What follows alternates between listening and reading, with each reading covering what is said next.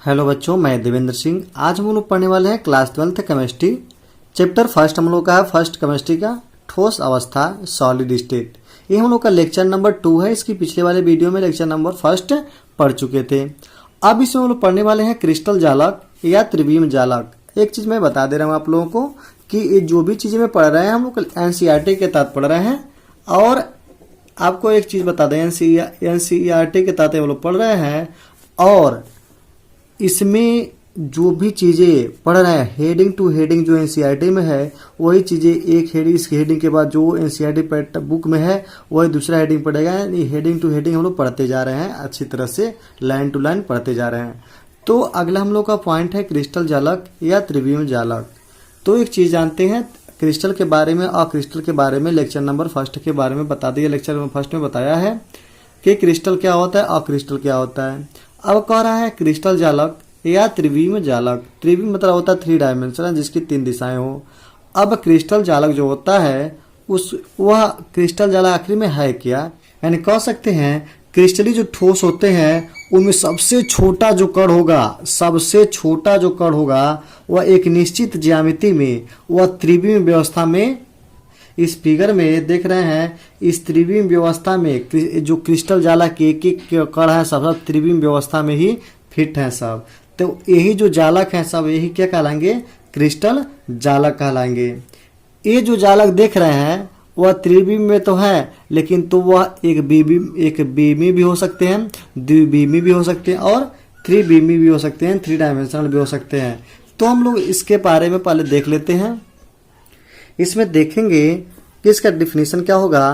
क्रिस्टली ठोसों में अवयवी कणों की एक निश्चित ज्यामिति में त्रिविम व्यवस्था होती है। त्रिविम में 3 डायमेंशनल व्यवस्था होती है। इस त्रिविम व्यवस्था को ही क्रिस्टल जालक कहते हैं। ये जालक एक बीमी, द्विबीमी और त्रिबीमी हो सकते हैं। अब देखेंगे एक बीमी जालक। एक बीमी जालक किसे कहेंगे उसको हम लोग देखते हैं कि एक बीमी जो जालक होता है, जो इसमें का अवयवी कण होंगे वह एक सरल रेखा में एक निश्चित दूरी पर स्थित होते हैं। तो इस प्रकार के जो जालक बनता है उसी को हम लोग कहते हैं एक बीमी जालक या 1 डायमेंशनल लैटिस। इसका डेफिनेशन देख लेंगे। यदि अवयवी कण एक निश्चित दूरी पर सरल रेखा में पुनरावृत्ति करते हैं तो उसे एक बीमी जालक कहते हैं या कह सकते हैं पुनरावृत्ति करते हैं तो एक बीमी जालक बनता है। जैसे देख रहे हैं यह जो कण है अवयवी कण एक निश्चित दूरी पर स्थित हैं और जो प्राप्त हो रहे जो संरचना वह एक बीमी जालक कहलाते हैं। अब हम लोग पढ़ेंगे 2 डायमेंशनल लैटिस यानी द्विबीमी जालक। अब 2 डायमेंशनल द्विबीमी जालक देखते हैं। द्विबीमी जालक क्या होता है कि इसमें जो अवयवी कण होते हैं एक तल में होते हैं और एक तल में एक निश्चित दूरी पर होते हैं और एक दूसरे की पुनरावृत्ति होती है। यानी ये जो देखने एक दूसरे पर यानी एकदम सेम निश्चित दूरी पर है और एक दूसरे की पुनरावृत्ति होती रहती है और इसमें भी वही काम है, इस सभी लाइनों में वही काम है। तो इस प्रकार की जो संरचनाएं होती हैं उसको हम लोग कहते हैं 2 डायमेंशनल लैटिस कहते हैं। आप लोगों को मैं एक चीज बता दे रहा हूँ, आप लोगों को 2 डायमेंशनल जालक के बारे में बताया। अब इसका जो रिटेन है लिखेंगे कैसे उसको मैं दिखा दे रहा हूँ ताकि आप लोग को नोट्स बनाने में कोई दिक्कत ना हो। इस हम लोग देखेंगे द्विबीमी जालक 2 डायमेंशनल लैटिस। यदि अवयवी कणों की किसी तल में पुनरावृत्ति होती है तो द्विबीमी जालक बनता है। तो ये जो हम लोग देख रहे हैं यह कण जो है सब यह द्विबीमी जालक बन रहे हैं और एक तल में बन रहे हैं। तो इस प्रकार के जो संरचनाएं होती हैं उसको द्विबीमी जालक कहते हैं। अब हम लोग पढ़ने वाले हैं त्रिबीमी जालक। तीसरा हम लोग का है त्रिबीमी जालक 3 डायमेंशनल लैटिस। तो त्रिबीमी जालक नाम से स्पष्ट है, त्रिबीम जिसकी 3 बीमा हो, द्विबीमी मतलब जिसकी 2 बीमा हो। देखो 2 बीमा मतलब एक आगे पीछे ऊपर नीचे 2 बीमा हो रही हैं और एक बीमी ओनली एक लाइन में हो, आगे पीछे हो लेकिन ऊपर नीचे ना हो। अब त्रिबीम जालक जो है इसकी 3 डायमेंशनल होगी, यानी ऊपर भी होगी, नीचे भी होगी, दाएं भी होगी, बाएं भी होगी, आगे भी होगी और पीछे भी होगी। तो इसको हम लोग देख लेते हैं। इसमें देखते हैं कि जो अवयवी कण है ये 3 डायमेंशनल में होते हैं, आगे पीछे ऊपर नीचे दाएं बाएं सभी जगह जा सकते हैं, इसलिए इसको त्रिविमीय जालक कहते हैं। जैसे फिगर में आप लोग देख रहे हो कि यह आगे पीछे ऊपर नीचे दाएं बाएं अवयवी कण जा सकते हैं, तो इस फिगर में दिख रहा है ना, तो इसे हम लोग क्या कहेंगे, त्रिविमीय जालक कहते हैं। अगला हम लोग का एकक कोशिका। एकक कोशिका यूनिट सेल। तो इसमें एकक कोशिका क्या है उसका पहले डिफिनीशन देखते हैं।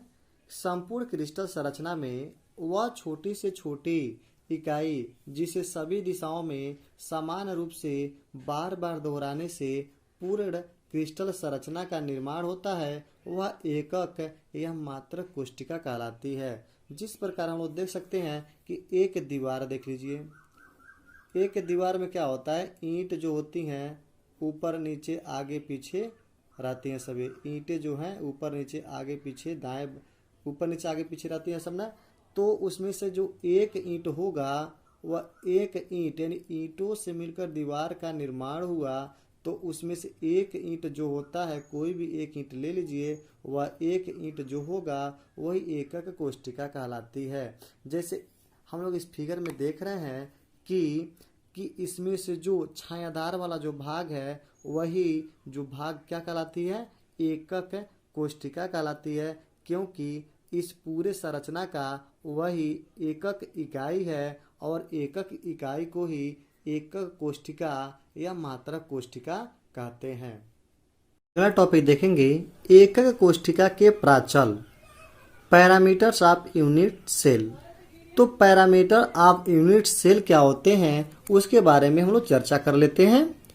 कि जानते हैं हम लोग प्रत्येक एकक कोशिका में 8 कोने होते हैं। 1 2 3 4 5 6 7 8 कोने हो गए, और एक कोने पर 3 कोर होते हैं, और एक कोना देख रहे हैं, कोर मतलब भुजाएं, 1 भुजा 2 भुजा और 3 भुजा हो गए।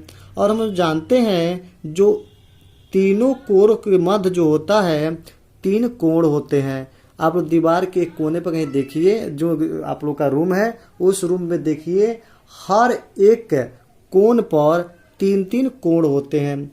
तो ये एकक कोशिका के जो अभिलाक्षणिक गुण हैं उसी को हम लोग क्या कहेंगे, उसके प्राचल या पैरामीटर कहलाते हैं। अब इसके पैरामीटर कौन कौन हैं उसको हम लोग देख लेते हैं। मान लीजिए एक्स अक्ष को ए मान लिया जाए, यदि इसको ए मान लो और वाई अक्ष को बी मान लो और जेड अक्ष को सी मान लेते हैं, तो ए को हम लोग, ए जो होते हैं ए बी सी, यह होते हैं अक्षीय लंबाई। इसको हम लोग जो होता है वो हम लोग कहते हैं अक्षीय लंबाई। अब क्या कीजिए, ए और बी, ए को मान लीजिए अल्फा कोण मान लीजिए, यहाँ लिख लेते हैं ए को, अबे यार, ए को मान लेते हैं अल्फा, बी को मान लेते हैं स्मॉल बी को मान लेते हैं बीटा, और सी को मान लेते हैं गामा। तो अब इसके कौन कौन से कोण होंगे कैसे जानेंगे, एक विधि हम बता दे रहे हैं, उस विधि के माध्यम से इसको समझ जाएंगे। तो देखिए ए और बी, तो ए व बी के मध्य कौन कोण है, यहाँ ना लिख करके यहाँ लिख लीजिए, ए व बी के मध्य कोण, ए व बी के मध्य, ए और बी के मध्य कोण कौन होगा। अब देखिए ए और बी में कौन मिसिंग है, ए से अल्फा हो गया, बी से बीटा यानी गामा मिसिंग है, तो यह कोण हो जाएगा हम लोगों का गामा, यह कोण होता है गामा। अब ए और बी हो गया, अब बी व सी के मध्य कोण, यानी बी व सी के मध्य कोण हो जाएगा, ये बीटा और गामा इसमें है, अल्फा मिसिंग है, तो यह हो जाएगा अल्फा। तो बी और सी के आ जाता है बीच में कोण अल्फा। अब हम देखते हैं कि ए व सी के मध्य कोण ए व सी के मध्य कोण यानी मिसिंग हम लोग का हो रहा है बी, तो हो जाएगा बीटा। तो ए और सी के मध्य कौन कोण हो जाएगा बीटा। तो अल्फा बीटा गामा जो होते हैं ये हम लोग का अक्षीय कोण कहलाते हैं। अल्फा बीटा गामा जो होते हैं यह अक्षीय कोण कहलाएंगे। तो यह इसके हो गए प्राचल। अब इसको कैसे थ्योरी में लिखेंगे उसको हम आप लोगों को सामने दिखा दे रहे हैं। प्रत्येक एकक कोष्ठिका में 8 कोने यानी सारी चीजें इसमें बता दिया गया है। आप लोग इसको तुरंत नोट कर लीजिएगा अच्छी तरह से। अब हम लोग पढ़ने वाले हैं एकक कोष्ठिका के माध्यम से जो अल्फा बीटा गामा और ए बी सी हैं। अब इन कोणों को बदल बदल करके हम लोग 7 नई को एकक कोष्ठिका बना सकते हैं। और अब एक एक के बारे में हम लोग पढ़ते हैं। अब इसमें पढ़ने वाले हैं 7 क्रिस्टल समूह। यानी जो 7 क्रिस्टल समूह हैं, 7 क्रिस्टल जो सिस्टम्स हैं, वह एकक कोष्ठिका के 6 parameter A B C alpha beta gamma के आधार पर 7 प्रकार की ये जो अर्ध एकक कोष्ठिकाएं या क्रिस्टल समूह पाई जाती हैं, जो निम्न प्रकार है। पहला हम लोग का है घनी या क्यूबिक एकक कोष्ठिका। तो घनी एकक कोष्ठिका में ए बी सी इन तीनों की अच्छी दूरियां जो होती है समान होती हैं और तीनों का जो कोण होता है अल्फा बीटा गामा वह 90 अंश का होता है, जैसे NaCl। तो इसमें फिगर में देख रहे हैं कि तीनों का जो कोण देख रहे हैं 90 अंश है, ये हम लोग का अच्छी होती है। दूसरा हम लोग का हो गया द्विसमलंबाच। इसमें ए और बी देख रहे हैं बराबर हैं, यानी ए और बी एक बराबर दिख रहा है फिगर में भी, और यानी ए और बी कह सकते हैं, इसको अल्फा बना दिया गया है। ए और बी बराबर हैं जबकि सी बराबर नहीं है। इसमें अल्फा बीटा गामा तीनों कोण देख रहे हैं 90 अंश है, और इसमें सफेद टिन इसका एग्जाम्पल है। जैसे फिगर में देखिए कि यह ए और बी दोनों नीचे वाला जो साइड देखिए दोनों साइड एक समान है, लेकिन ऊपर वाला जो देख रहे हैं वह सी इस ए और बी से बिल्कुल भिन्न है, और तीनों का कोण देख रहे हैं 19 डिग्री है, और इसका एग्जाम्पल 3 हो गया। तीसरा देख रहे हैं विषम लंबाच आर्थोरोम्बिक। इसमें देख रहे हैं विषम लंबाच में न ए और बी न सी, यानी तीनों भुजाएं असमान है। इस फिगर में भी साफ साफ दिख रहा है, यानी ए नीचे है, साइड में बी है, ऊपर सी है, यह तीनों असमान है। और इसमें अल्फा बीटा और गामा तीनों 90 अंश दिखाई दे रही है, और इसका एग्जाम्पल हो गया बेरियम सल्फेट। तीसरा हम लोग का होता है, चौथा हो गया एक नताच मोनोक्लिनिक। एक नताच में देख रहे हैं, ये फिगर में देखिए अच्छी तरह से दिख रहा है, ए और बी सी तीनों हम लोग का क्या है भिन्न भिन्न दूरियां हैं, अच्छी दूरियां भिन्न भिन्न हो गई। इसमें अल्फा देख लीजिए और गामा, अल्फा और गामा देख रहे हैं 19 डिग्री है, और जबकि बीटा 19 डिग्री नहीं है, फिगर में साफ दिख रहा है, जैसे सोडियम सल्फेट एग्जाम्पल हो गया। पांचवा हो गया त्रिनताच ट्राई क्लिनिक। जो त्रिनताच है ए बी सी तीनों की भुजाएं आपस में बराबर नहीं है, आपको फिगर में भी दिखाई दे रही होगी। अब इसमें अल्फा बीटा और गामा तीनों को कोण जो है भिन्न भिन्न है, जो आप नीचे बीटा साइड में देख रहे हैं अल्फा और ऊपर गामा दिख रहा हुआ है, जैसे पोटेशियम सल्फेट। छठा हम लोग का खष्टकोणी यानी हेक्सागोनल।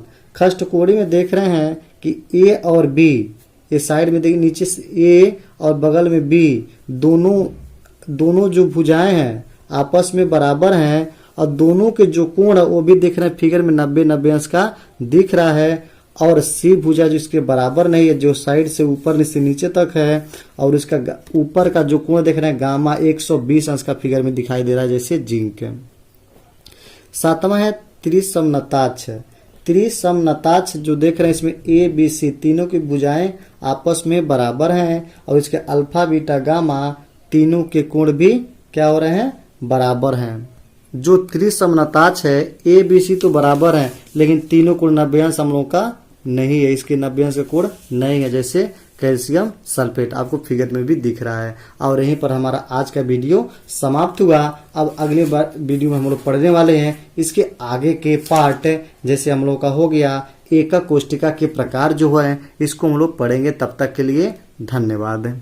और आप लोग इस चैनल को सब्सक्राइब जरूर कर दीजिएगा यदि वीडियो अच्छा लगे तब।